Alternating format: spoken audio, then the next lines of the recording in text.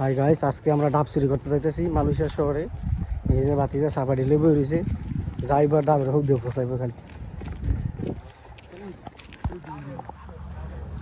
আরে ডাব রে না,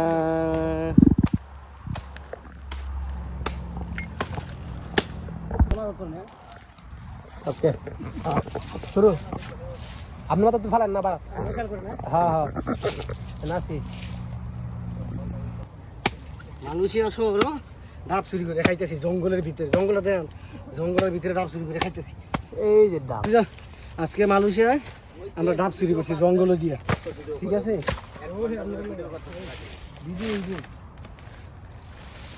এই যে মজা করতেছি কি লিগে কি